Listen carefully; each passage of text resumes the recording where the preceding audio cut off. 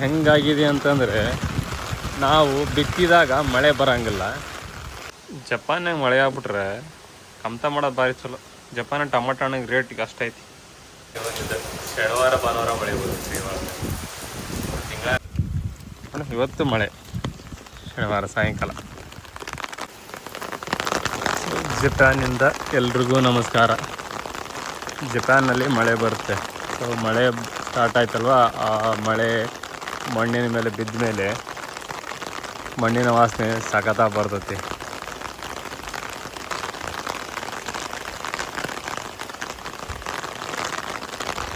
ಮತ್ತೊಮ್ಮೆ ಎಲ್ರಿಗೂ ನಮಸ್ಕಾರ ಜಪಾನಿಂದ. ಜಪಾನ್ನಲ್ಲಿ ವರ್ಷವಿಡೀ ಮಳೆ ಯಾಕೆ ಬರುತ್ತೆ ಅಂದರೆ, ಜಪಾನ್ನಲ್ಲಿ 12 ತಿಂಗಳು, ಅದರಲ್ಲಿ ಒಂದು ತಿಂಗಳಲ್ಲಿ 4 ವಾರ, 4 ವಾರದಲ್ಲಿ 3 ವಾರ ಅಂತೂ ಮಳೆ ಅಂತೂ ಬಂದೇ ಬರುತ್ತೆ ಎಲ್ಲ ಕಾಲದಲ್ಲಿ. ಅದರಲ್ಲೂ ವಾರಾಂತ್ಯದಲ್ಲಿ ಶನಿವಾರ. ಅದೇ ಜಪಾನಿಗೂ ಸಾಕತ್ತ ಮಳೆ ಬರ್ತದೆ ಯಾವಾಗಲೂ. ನಾನು ಈ ವಿಡಿಯೋದಲ್ಲಿ ಬೇರೆ ಬೇರೆ ವಾರದಲ್ಲಿ ಮಳೆ ಬರೋದನ್ನು ಮಾಡಿದ್ದೀನಿ. ಸೊ ಈ ವಿಡಿಯೋದಲ್ಲಿ ಹಾಕ್ತೀನಿ ನೋಡಿ, ಎಲ್ಲ ವೀಕೆಂಡಲ್ಲಿ.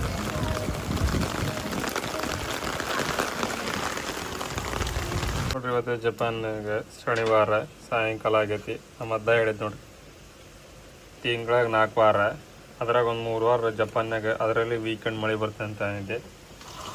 ನೋಡಿರಿ, ಮಳೆ ಬರೋಕ್ಕೆ ಸ್ಟಾರ್ಟ್ ಆಗೈತೆ.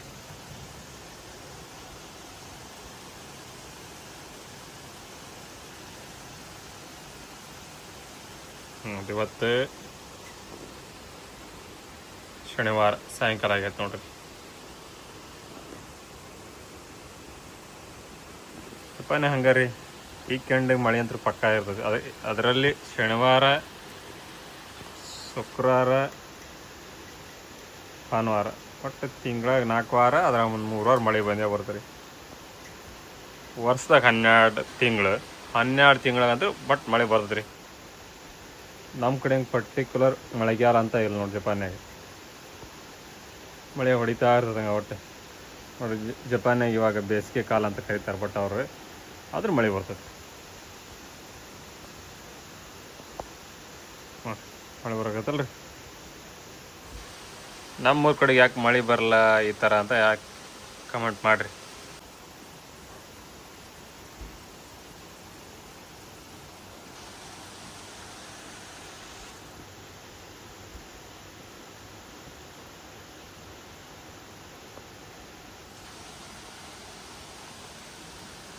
ಜಪಾನ್ಯಾಗ ಮಳೆ ಆಗ್ಬಿಟ್ರೆ ಕಮ್ತ ಮಾಡೋದು ಭಾರಿ ಚಲೋ. ಜಪಾನ್ ಟಮಾಟ ಹಣ್ಣಿಗೆ ರೇಟ್ ಈಗ ಅಷ್ಟೈತಿ. ಎಲ್ಲ ಸೀಸನ್ನಾಗ ಟಮಾಟ ಹಣ್ಣಿಗೆ ರೇಟ್ ಆಯ್ತು ನೋಡ್ರಿ. ಹಿಂಗೆ ಜಪಾನ್ಯಾಗ ಮಳೆ ಹಿಂಗೆ ಬರ್ತಾ ಇರ್ತದೆ ಒಟ್ಟು ವೀಕೆಂಡ್ಸ್ನಾಗಂತೆ ನೋಡ್ರಿ. ಜಪಾನ್ಯಾಗ ಮಳೆ ಬರೋಕ್ಕೆ ಸ್ಟಾರ್ಟ್ ಆಯ್ತು. ಇಷ್ಟು ಗಾಳಿ ಮಳೆ ಐತೆ ನೋಡ್ರಿ. ಹಾಂ,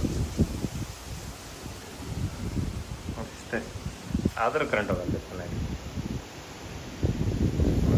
ಲೈಟ್ ಹಚ್ಚಿದೈತೆ ಆದರೂ ಕರೆಂಟ್ ಹೋಗಲ್ಲ ಜಪಾನ್. ಅದೊಂದು ಇದು ಗಾಳಿ ಎಷ್ಟು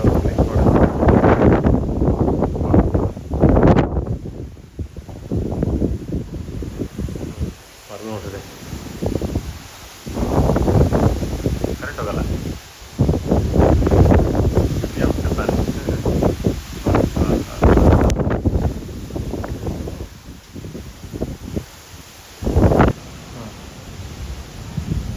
ನೋಡಿ 40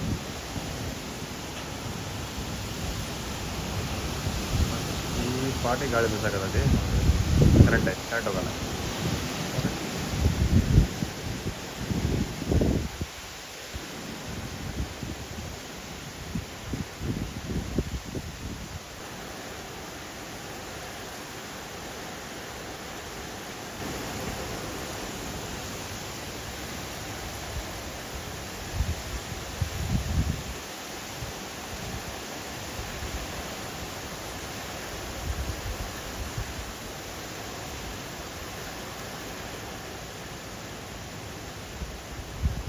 ಆಮೇಲೆ ನಡಿಕ ಆಮೇಲೆ ನಡೆ ಕರೆಂಟ್ ಹೊಟ್ಟೋಗಲ್ಲ. ಮಳೆ ಬರೋಕ್ಕೆ ಸ್ಟಾರ್ಟ್ ಆಗ್ತದೆ. ಗಾಳಿ ಟೊಮಟ ಕರೆಂಟ್ ಹೋಗಲ್ಲ ಮಳೆ ಹೊಡೆದ್ರೆ.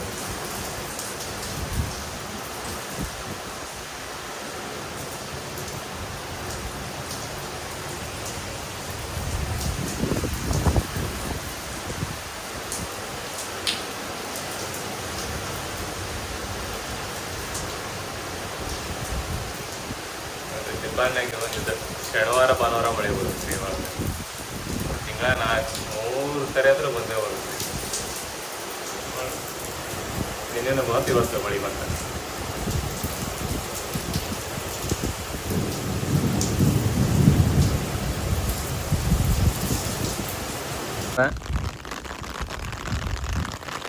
ಭಾನುವಾರ ಮಳೆ ಬರುತ್ತೆ, ಶುಕ್ರವಾರ ಸಾಯಂಕಾಲ ಮಳೆ ಬರುತ್ತೆ. ಅಂದರೆ ಹೆಂಗಿರುತ್ತೆ ಅಂತಂದರೆ ಸೋಮವಾರ ಟು ಶುಕ್ರವಾರ ನಾವು ಆಫೀಸ್ಗೆ ಹೋಗ್ತೀವಿ, ಶುಕ್ರವಾರ ಶನಿವಾರ ಮಳೆ. ಚೆನ್ನಾಗಿಲ್ಲ ನೋಡಿ. ಇವತ್ತು ಕೂಡ ಶನಿವಾರ, ಇವತ್ತು 22 ಇವತ್ತು ಮಳೆ, ಶನಿವಾರ ಸಾಯಂಕಾಲ.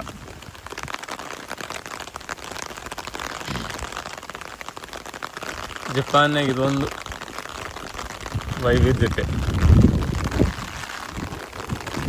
ಸೊ ಹೇಳುವಾಗ ಪ್ರತಿ ವಾರಾಂತದಲ್ಲಿ ಮಳೆ ಅಂತೂ ಬಂದೇ ಬರ್ತೈತಿ ಜಪಾನ್ನಾಗ. ಯಾಕಪ್ಪ ಅಂತಂದರೆ ಜಪಾನು ಪೆಸಿಫಿಕ್ ಮಹಾಸಾಗರದಿಂದ ತೇವಾಂಶಗಳು ಬರೋದನ್ನ ಇಲ್ಲಿ ಬಿಟ್ಟು ಹೋಗುತ್ತೆ ರೀ.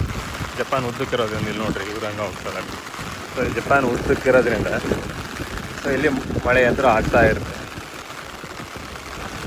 ಸೊ ಇವಾಗ ಟೈಫೋನಿಂದ ಮಳೆ ಆಗುತ್ತೆ, ನೆಕ್ಸ್ಟು ವಿಂಟರಲ್ಲಿ ಮಳೆ ಆಗ್ತೈತಿ. ಎಲ್ಲ ಕಾಲದಲ್ಲಿ ಜಪಾನಲ್ಲಿ ಮಳೆ ಆಗ್ತೈತಿ. ಸೊ ನಮ್ಮ ಕಡೆ ಇವಾಗ ಮಳೆಗಾಲ, ಬಟ್ ಜಪಾನಲ್ಲಿ ಇದು ಬೇಸಿಗೆ ಜಪಾನಲ್ಲಿ, ಆದರೂ ಮಳೆ ಬರುತ್ತೆ. ಆಮೇಲೆ ಜಪಾನಲ್ಲಿ ಅರೌಂಡ್ 70 to 80% ಗುಡ್ಡಗಾಡು ದೇಶ. ನೀವು ಯಾವುದೇ ಕಡೆ ಹೋದರೂ ನಿಮಗೆ ಬೆಟ್ಟ ಗುಡ್ಡಗಳು ಸಿಗ್ತವೆ ಜಪಾನ್ನಲ್ಲಿ. ಆಮೇಲೆ ಜಪಾನಿಯರು ಕಾಡುಗಳನ್ನು ಹಾಗೇ ಉಳಿಸ್ಕೊಳ್ತಾರೆ, ಅಂದರೆ ಹಾಳು ಮಾಡೋಂಗಿಲ್ಲ. ನಮ್ಮ ಇಂಡ್ಯಾದ ವಿಸ್ತೀರ್ಣ ಕಂಪೇರ್ ಮಾಡಿದರೆ ಜಪಾನು 3 ಪಟ್ಟು ಜಾಸ್ತಿ ಇದೆ ಜಪಾನಲ್ಲಿ ಕಾಡು. ಸೊ ನ್ಯಾಚುರಲಿ ಇವರು ಡೆಸ್ಟ್ರಾ ಆಗಿಲ್ಲ ನಮ್ಮಂಗೆ. ಸೊ ಕಾಡನ್ನು ಬೆಳೆಸ್ಕೊಂಡು ಬಂದಿದ್ದಾರೆ, ನಾಡನ್ನು ಕಟ್ಟಿದ್ದಾರೆ. ಇವ್ರ ಥರ ಮಳೆ ನಮ್ಮ ಕಡೆ ಆಗಿಬಿಟ್ರೆ ತುಂಬ ಒಳ್ಳೆಯದು. ಆ ಥರ ಆಗ್ಬೇಕಂತಂದರೆ ನಾವು ಗಿಡ ಮರಗಳನ್ನು ಜಾಸ್ತಿ ಚೆನ್ನಾಗಿ ಬೆಳೆಸ್ಬೇಕು.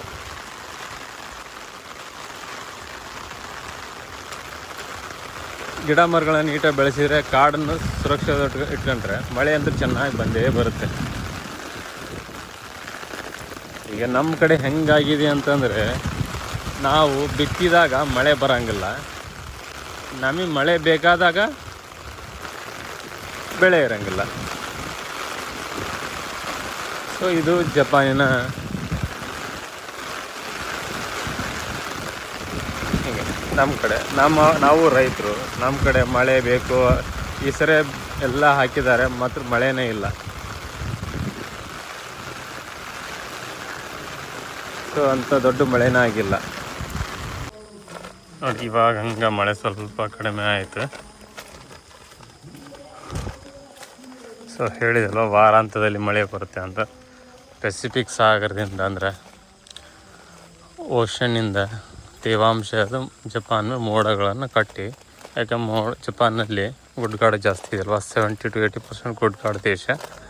ಸೊ ಮಳೆ ಬರುತ್ತೆ. ಆಮೇಲೆ ಜಪಾನಲ್ಲಿ ಪ್ರತಿ 4 to 6 to 7 ಡೇಸ್ಗೊಮ್ಮೆಗೆ ವಾತಾವರಣ ಚೇಂಜ್ ಆಗುತ್ತೆ. ಸೊ ಆ ಕಾರಣದಿಂದನೂ ಮಳೆ ಬರುತ್ತೆ ಜಪಾನಲ್ಲಿ. ಜಪಾನ್ನಾಗ ಅಂದರೆ ಜೂನ್ ಜುಲೈಯಲ್ಲಿ ಮಳೆಗಾಲ ಅಂತ ಕರಿತೇವೆ. ಆಗಸ್ಟ್ ಸೆಪ್ಟೆಂಬರಲ್ಲಿ ಟೈಫೋನಿಂದ ಮಳೆ ಬರ್ತೈತಿ, ಅಕ್ಟೋಬರ್ ತನಕನೂ ಬರುತ್ತೆ. ನವಂಬರ್ ಡಿಸೆಂಬರ್ ಅಂದರೆ ಅವಾಗ ಮಳೆ ಮತ್ತೆ ಬರ್ತದೆ. January February March. ಸೊ ಅವಾಗ ಸಕ್ರ ಟೈಮು, ಅವಾಗೂ ಮಳೆ ಬರುತ್ತೆ. ಸೊ ಜಪಾನ್ನಾಗ ಅಂದರೆ ಲೆಕ್ಕ ಹಾಕಿದ್ರೆ ವರ್ಷ ಬಿಡಿನೂ ಮಳೆ ಬರುತ್ತೆ.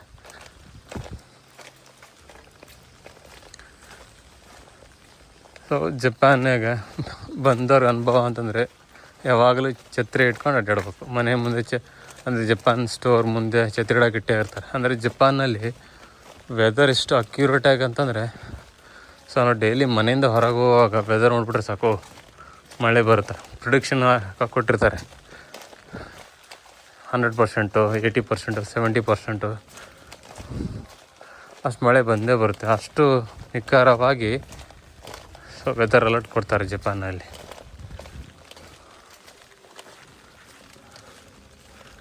ಸೊ ಮೇನ್ ರೀಸನ್ನು ಅದೇ, ಗುಡ್ಡಗಾಡು ಜಾಸ್ತಿ ಇದೆ. ಇದರಿಂದನೂ ಪೆಸಿಫಿಕ್ ಓಷನಿಂದ ಇದೆ. ಸೊ ಅದರಿಂದ ಮಳೆ ಜಪಾನಲ್ಲಿ ಯಾವಾಗಲೂ ಮಳೆ ಬರ್ತಾ ಇರುತ್ತೆ.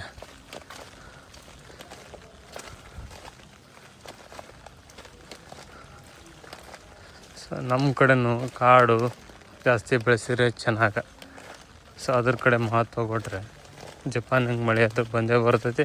ಜಪಾನ್ ಸೈಂಟಿಫಿಕಲಿ ಮಳೆ ಬರುತ್ತೆ, ಬಟ್ ಇವ್ರದ್ದು 70 to 80% ಕಾಡನ್ನು ಹಾಗೆ ಮೇಂಟೈನ್ ಮಾಡ್ಕೊಂಡಿದ್ದಾರೆ. ಗುಡ್ಡಗಾಡ ದೇಶ, ಅದರಿಂದನೂ ಮಳೆ ಬರುತ್ತೆ.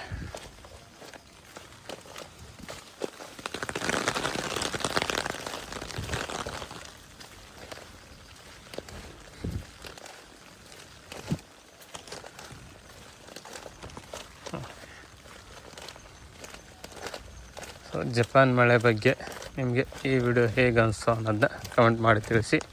ಇದೇ ರೀತಿ ಜಪಾನ್ ವೀಡಿಯೋಸ್ಗಾಗಿ ನಮ್ಮ ಯೂಟ್ಯೂಬ್ ಚಾನಲ್ನ ಸಬ್ಸ್ಕ್ರೈಬ್ ಮಾಡ್ಕೊಳ್ಳಿ ಅಂತ ಹೇಳ್ತಾ ಎಲ್ರಿಗೂ ಜಪಾನಿಂದ ಧನ್ಯವಾದಗಳು. ಮತ್ತು ಮುಂದಿನ ವಿಡಿಯೋದಲ್ಲಿ ಸಿಗ್ತೀನಿ. ಅಲ್ಲಿವರೆಗೂ ಶುಭ ದಿನ. Take care. ಬಾಯ್ ಬಾಯ್.